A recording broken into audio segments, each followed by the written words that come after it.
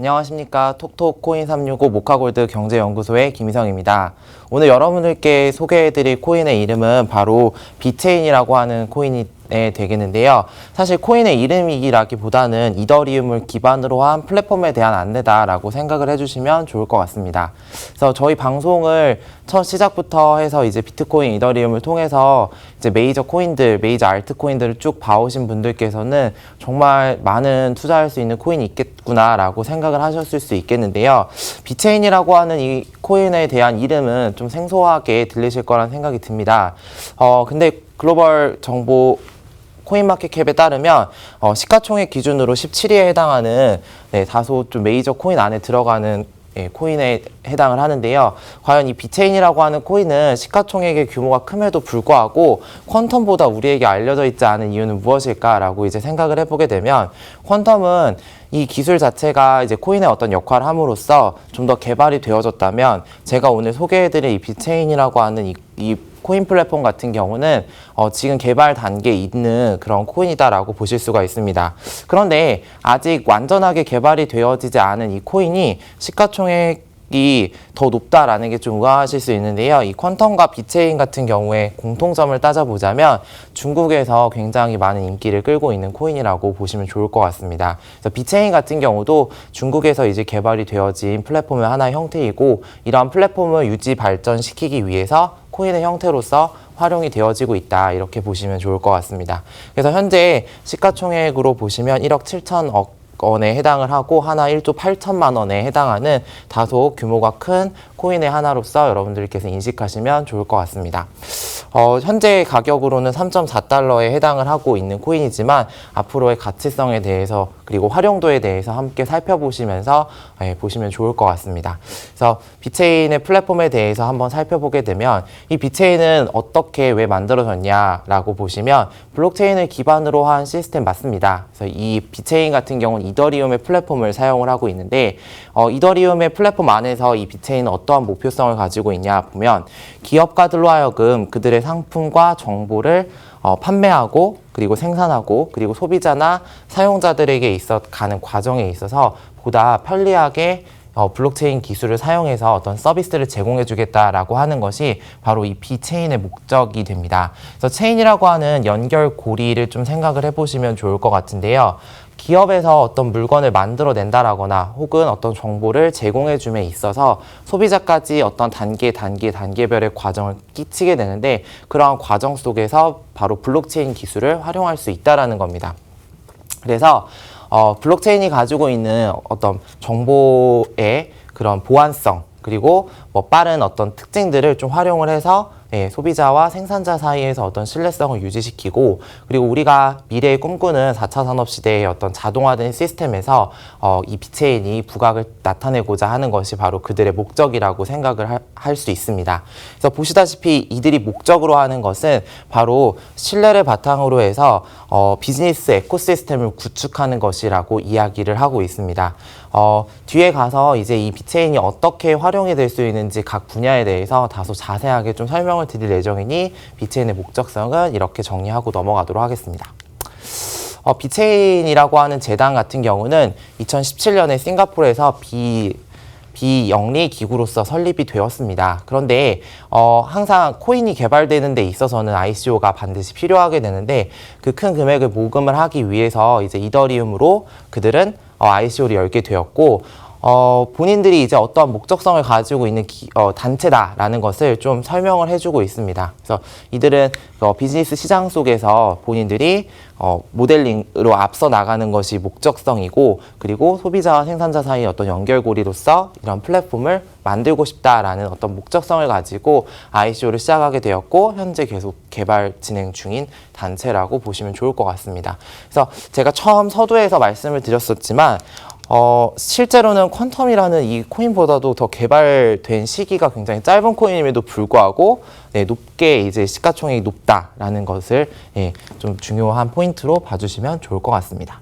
그래서 이러한 비체인을 어떻게 만들어졌느냐 이제 보게 되면 첫 출발점은 2015년에 이 비체인이라는 것에 대해서 청사진을 그리게 됩니다. 청사진을 그리게 되고 2016년 6월에 비체인 버전 0.1이라고 해서 런칭을 하게 되었는데요. 가장 기본적인 스마트 컨트랙트를 구현하는 플랫폼이다라고 보시면 좋을 것 같습니다. 그래서 이더리움이라는 플랫폼에서 정말 스마트 컨트랙트는 굉장히 중요한 요소 중에 하나인데 이제 정말 간단한 것들로부터 출범을 하게 되었고 처음에는 이제 안드로이드 환경 속에서만 활용이 가능하다 아이폰에서도 사용할 수 있도록 iOS 앱도 개발을 하고 그리고 계속해서 보시다시피 버전을 업그레이드 하면서 올해 있는 2018년에도 비체인을 어떻게 개발시키면 좋겠다 하는 것이 로드맵상에 나와 있는데 다른 코인들과 좀 다른 차이점은 이 플랫폼 같은 경우는 아직 백서가 만들어져 있지 않습니다. 그래서 어떤 다양한 시스템적으로 수식이라던가 이런 것들이 좀 정리가 되어 있는 게 있으면 더 많은 정보들을 이렇게 제공을 해드릴 수 있는데 아직까지 현재 지금 개발 진행 중인 코인이기 때문에 좀 그런 것들은 시청자 여러분들께서 감안을 하고 보시면 좋을 것 같습니다. 바로 얘는 그래서 코이닝 그 자체 그래서 우리가 알고 있는 정말 돈의 어떤 가치라기보다는 정말 그냥 시스템적인 부분으로서 좀 이해를 하고 보시면 좋을 것 같은데요. 그래서 비체인이 구축하고자 하는 생태계의 시스템은 과연 어떠한 장점을 가지고 있는지 한번 살펴보도록 하겠습니다.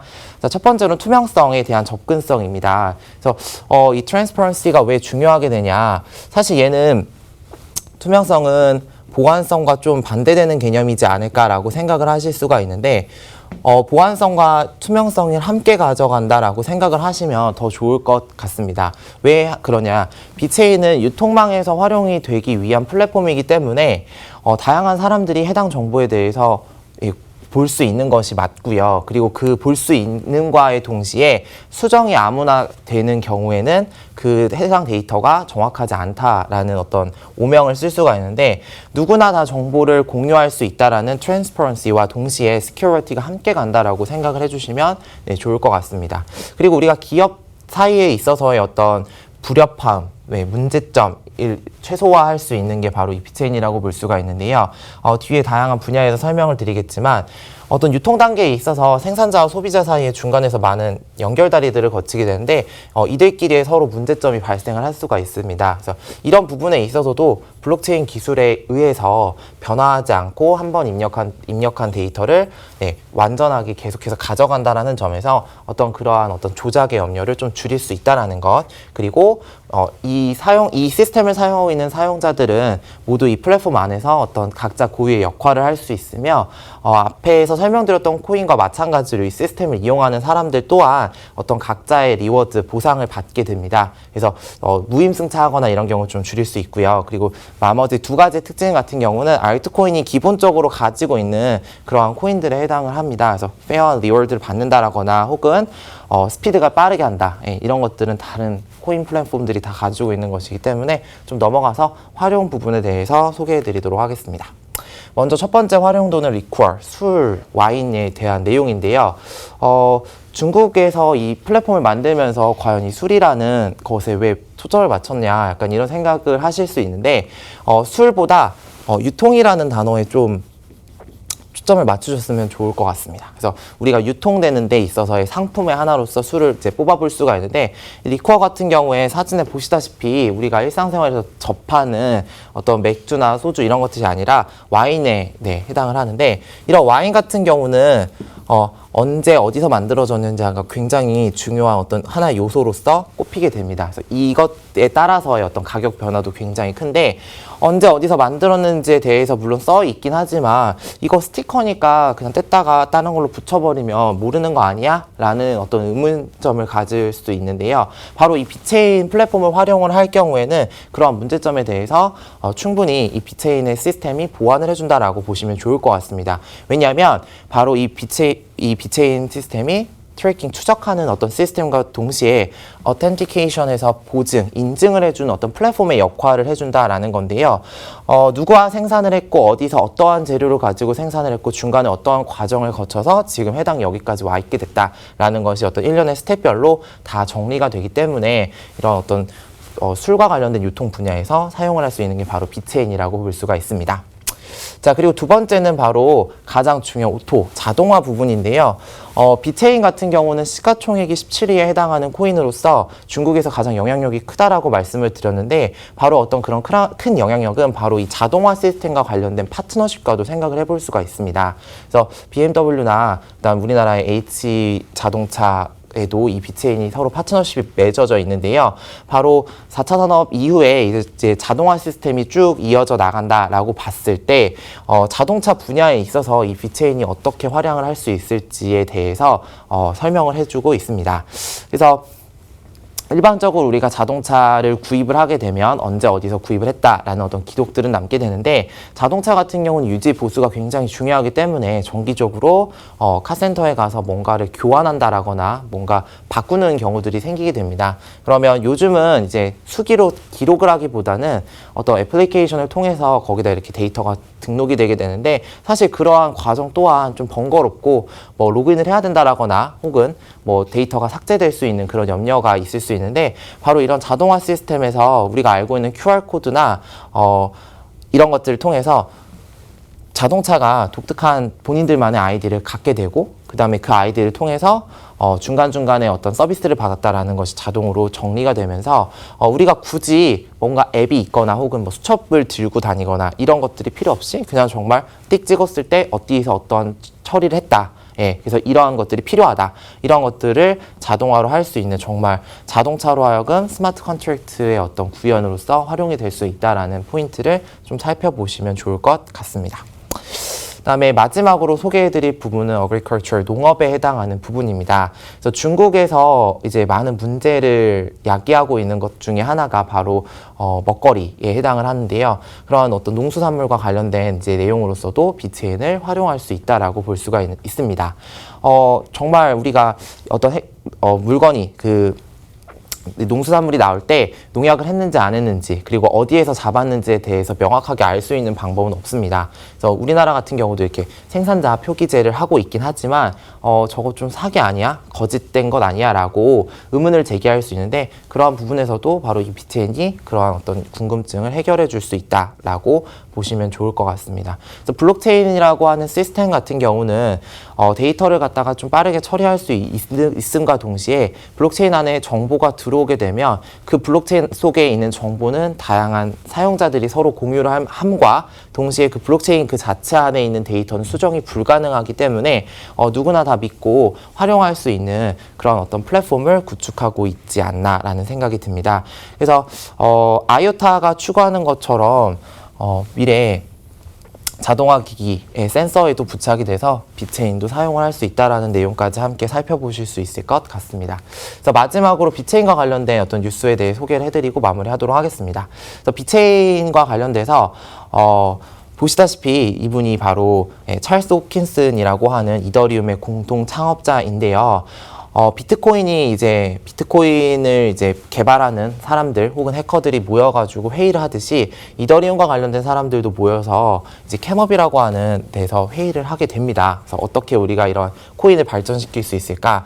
자, 그때 이제 이 사람이 와서 연설을 하게 되는데, 제가 오늘 소개해드렸던 이 비체인이라고 하는 요 코인 같은 경우도 SNS와 블록체인을 기반으로 구매자가 구매한 제품의 신뢰성을 검증할 수 있다라는 그 특징을 가지고 있는 이 코인이 함께 참여를 해서 회의를 할 수 있다라는 어떤 그런 가치성을 부여받고 있습니다. 그래서 최근 이 비트코인이 사용하고 있는 코인의 이름을 바꾸게 되었는데, 코인의 이름을 바꾸게 될 경우에 좀 호재로 작용할 수 있는 그런 여지가 있기 때문에 어떤 가격 변화에 있어서도 좀 생각을 해보시면 좋을 것 같고요. 비트코인은 중국에서 만들어졌고, 그리고 현재 굉장히 빠른 속도로 개발되어지고 있는 코인의 플랫폼이기 때문에 좀 관심 있게 보시면 투자하시는 데 좀 도움이 되시지 않을까라는 생각이 듭니다. 그래서 오늘 소개해드렸던 코인은 비트코인에 되어 있고요. 다음 시간에도 더 좋은 코인으로 찾아뵙도록 하겠습니다. 감사합니다.